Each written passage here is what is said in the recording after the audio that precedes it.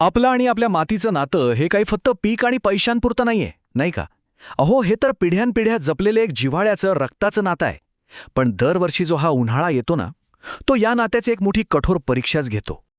हो, ही परीक्षा फक्त मातीची नसते, ती आपलीसुद्धा असते. जेव्हा सूर्य आग ओकत असतो आणि आपल्या त्या काळ्या आईच्या काळजात भेगा पडतात ना, तेव्हा तिची प्रत्येक कळ थेट आपल्या काळजाला लागते. चला तर मग, आज आपण हेच समजून घेऊया की उन्हाळ्याच्या या मोठ्या आव्हानाला आपण सामोरं कसं जायचं, यातलं विज्ञान काय आहे आणि अर्थशास्त्र काय आहे, दोन्ही गोष्टी पाहूया. आता बघा, उन्हाळ्यात काय होतं हे आपल्याला काही नवीन नाही. तापमान वाढतं, जमिनीतला ओलावा कुठल्या कुठे नाहीसा होतो आणि वरची माती एकदम दगडासारखी टणक बनते. पण थांबा, हे तर फक्त वरवर दिसणारे बदल आहेत. खरं नुकसान, खरी इजा तर जमिनीच्या आतमध्ये होत असते, जी आपल्या डोळ्यांना दिसत नाही. एक अदृश्य पण खोलवर होणारी जखम. आता इथे जो फरक दिसतोय ना, तोच सगळ्यात महत्त्वाचा आहे. बघा, एका बाजूला आहे जिवंत माती, म्हणजे जीवसृष्टीने भरलेली, पाणी धरून ठेवणारी भुसभुशीत माती, आणि दुसऱ्या बाजूला नापीक, कडक, पाणी झिरपू न देणारी मृत जमीन. आणि हा उन्हाळा आपल्या जमिनीला याच मृतावस्थेकडे ढकलत असतो. पण असं होतं का? या सगळ्याच्या मुळाशी एकच कारण आहे, ते म्हणजे सेंद्रिय कर्ब किंवा ऑर्गॅनिक कार्बनचं कमी होणं. अहो, सेंद्रिय कर्ब म्हणजे दुसरं तिसरं काही नाही, तो आपल्या मातीचा आत्मा आहे. आणि उन्हाळ्याची ही आग हा आत्माच जाळून टाकते. हे आकडे जरा लक्ष देऊन बघा, तुम्हालाही धक्का बसेल. विचार करा, एका उन्हाळ्यात आपल्या जमिनीतून जवळजवळ 45% ओलावा निघून जातो. 30% जे चांगले जीवाणू आहेत ते मरून जातात. आणि सगळ्यात महत्त्वाचं, तब्बल 25% सेंद्रिय कर्ब म्हणजे मातीचा जीवच नाहीसा होतो. हेच ते खरं अदृश्य नुकसान आहे. पण घाबरू नका, या शत्रूवर मात करण्यासाठी आपल्याकडे एक पारंपरिक पण अत्यंत प्रभावी शस्त्र आहे. आणि ते म्हणजे खोल नांगरणी. ही फक्त एक परंपरा नाहीये, तर एक पक्की शास्त्रीय उपाययोजना आहे. याला शास्त्रीय भाषेत म्हणतात यांत्रिक निर्जंतुकीकरण. म्हणजे काय? तर जसं एखादा डॉक्टर ऑपरेशनच्या आधी सगळी उपकरणं निर्जंतुक करतो, तसंच खोल नांगरणी जमिनीला आत लपलेल्या शत्रूंपासून मुक्त करते. गुलाबी बोंडळीचे कोश असोत किंवा फ्युजेरियमसारखी बुरशी, प्रखर सूर्यप्रकाशामुळे ते आपोआप नष्ट होतात. इतकं साधं आणि सोपं विज्ञान आहे यामागे. पण थांबा, नांगरणी करायची म्हणजे कशीही करून चालणार नाही.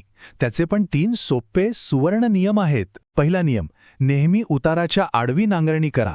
का? कारण मग पावसाचं पाणी वाहून जाणार नाही, जमिनीतच मुरेल. दुसरा, मोठी ढेकळं अजिबात फोडू नका, तशीच राहू द्या. आणि तिसरा, जो खूप महत्त्वाचा आहे, सकाळी लवकर नांगरणी करा. म्हणजे काय होईल? पक्षी येतील आणि बाहेर आलेल्या सगळ्या अळ्या, किडी फस्त करतील. म्हणजे निसर्गच आपली मदत करतो. आणि सगळ्यात महत्त्वाचं, ही नांगरणी करायची कधी हे कॅलेंडर नीट लक्षात ठेवा. 15 फेब्रुवारी ते 15 मार्च हा आहे सुवर्णकाळ. याला सुवर्णकाळ का म्हणायचं? कारण रब्बीचं पीक काढल्यावर जमिनीत जो वापसा म्हणजे नैसर्गिक ओलावा असतो ना, त्यामुळे जमीन एकदम मऊ असते आणि नांगरणी अगदी सहज होते. तुम्ही जसजसा उशीर कराल, जमीन कडक होत जाईल. आणि ताम्र काळात तर डिझेलचा खर्च जवळपास 1.5 पटीने वाढतो. याचा सरळ सरळ अर्थ काय? वेळेवर नांगरणी म्हणजे तुमच्या पैशांची थेट बचत. चला, आपण जमिनीतले शत्रू तर बाहेर काढले, पण उन्हाने जो सेंद्रिय कर्ब जाळला त्याचं काय? आता वेळ आलीये आपल्या काळ्या आईला पुन्हा ताकद देण्याची, तिचं पोषण करण्याची. यासाठी आपल्याकडे खूप चांगले पर्याय आहेत. चांगलं कुजलेलं शेणखत, कंपोस्ट खत, पालापाचोळा, हिरवळीचं खत, निंबोळी पेंड किंवा गांडूळ खत. हे सगळं म्हणजे आपल्या जमिनीतील कोट्यावधी उपयुक्त सूक्ष्मजीवांसाठी एक प्रकारचं अमृतच आहे, जे मातीला पुन्हा जिवंत करण्याचं काम करतात. हे फक्त खत टाकणं नाहीये. लक्षात घ्या, जी धरणी माता आपलं पोट भरते, तिचं भरभरून पोषण करण्याची ही एक संधी आहे. आपण तिचं देणं लागतो. ठीक आहे, आता आपली जमीन तयार झाली, तिला पोषणही मिळालं. पण सूर्याचा हल्ला तर अजूनही सुरूच आहे, नाही का? या हल्ल्यापासून जमिनीला वाचवण्यासाठी आपल्याला एका चिलखताची गरज आहे. आणि ते चिलखत म्हणजे आच्छादन, म्हणजेच मल्चिंग. आच्छादन 2 प्रकारचं असू शकतं. एक म्हणजे सेंद्रिय आच्छादन, म्हणजे पिकांचे अवशेष, पालापाचोळा, जे नंतर कुजून जमिनीचा कस वाढवतं.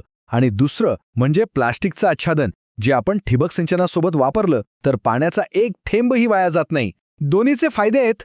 आच्छादनामुळे काय होतं? पाण्याची वाफ होणं थांबतं, जमिनीचं तापमान नियंत्रणात राहतं, तण वाढत नाही. आणि सगळ्यात महत्त्वाचं, जे आपले 30% सूक्ष्मजीव उन्हामुळे मरत होते ना, त्यांचं थेट सूर्यप्रकाशापासून संरक्षण होतं. तर आत्तापर्यंत आपण जे काही पाहिलं ते सगळं एकत्र करून बघूया, कारण या सगळ्याचा थेट संबंध आपल्या नफ्या तोट्याशी आहे. तो कसा? चला समजून घेऊ.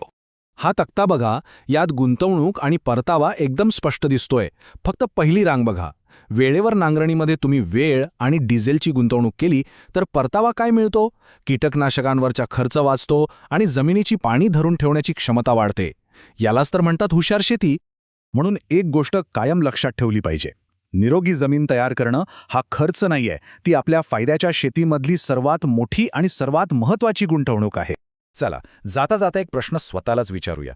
जी माती आपल्याला जगवते, आपल्याला जीवन देते, त्या मातीला या कठीण उन्हाळ्यात आपण काय परत देणार आहोत? तिची अशीच काळजी घेणार आहोत की तिला तिच्या नशिबावर सोडून देणार आहोत? कारण एक गोष्ट तर नक्की आहे, जर आपण मातीला जिवंत ठेवलं तर ती आपली शेती नक्कीच नफ्यात आणेल. आता निर्णय आपल्या हातात आहे.